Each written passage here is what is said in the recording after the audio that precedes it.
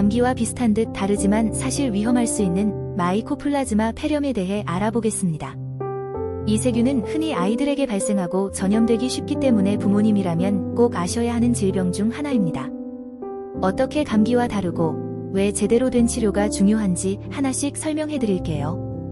마이코플라즈마 폐렴은 주로 어린이와 청소년 사이에서 흔하게 발생하는 세균성 폐렴입니다. 이 병은 마이코플라즈마라는 작은 세균이 원인인데요.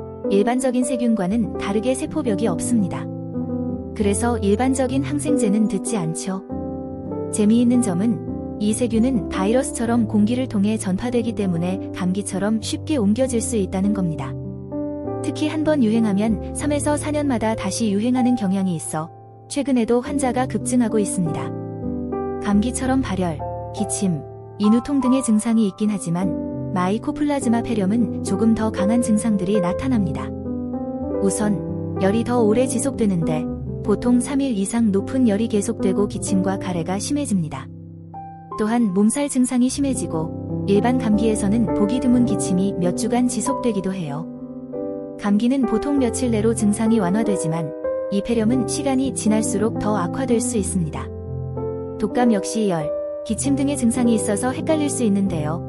마이코플라즈마 폐렴의 경우 엑스레이에서 폐렴 소견이 나타날 가능성이 높고 청진시에도 폐에서 이상 소리가 들리는 경우가 많습니다.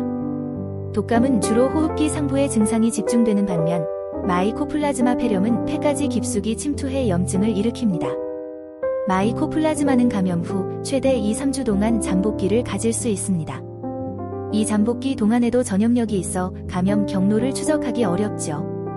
증상이 의심될 경우에는 콧물이나 가래를 통해 PCR 검사를 받거나 엑스레이 촬영으로 폐렴 여부를 확인할 수 있습니다.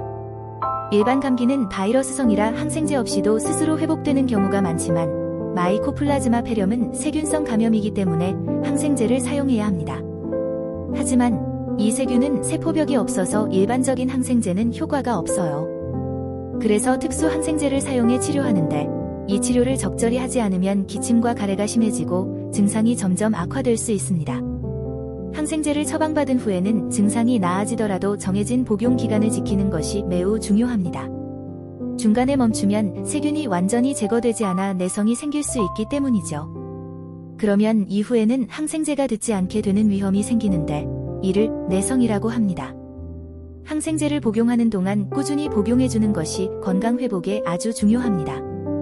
마이코플라즈마 폐렴의 경우 초기에는 집에서 관리가 가능하지만 심각해지는 경우 응급실을 방문해야 할 수 있습니다.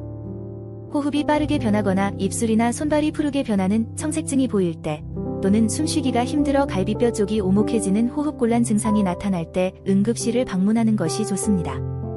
또 아이가 기운이 없거나 체온이 매우 높아 식사도 제대로 못하는 경우도 응급 상황으로 판단할 수 있습니다. 산소 포화도가 떨어지거나 폐렴 소견이 심각할 때 엑스레이 상 폐렴의 진행 상태가 심각하거나 염증 수치가 매우 높은 경우는 입원 치료가 필요합니다. 반면 산소 치료가 필요하지 않거나 상태가 비교적 안정적인 경우에는 통원 치료로도 관리가 가능합니다. 병원에서 의사의 판단에 따라 결정되며 통원 치료 시에도 꼼꼼히 증상을 확인하며 관리가 필요합니다. 마이코플라즈마는 최근 내성 문제가 심각하게 증가해왔습니다. 예를 들어 2019년에는 우리나라 내성률이 이미 80%에 달했었죠. 그렇다 하더라도 1차 약제로 증상 개선을 시도하는 것이 기본입니다. 만약 1차 치료에 반응이 없다면 스테로이드제를 추가하거나 2차 항생제로 전환해 치료할 수 있습니다. 오늘은 마이코플라즈마 폐렴에 대해 상세히 알아보았는데요. 이 질병은 감기와 혼동하기 쉬워 초기에 빠른 대처가 중요합니다.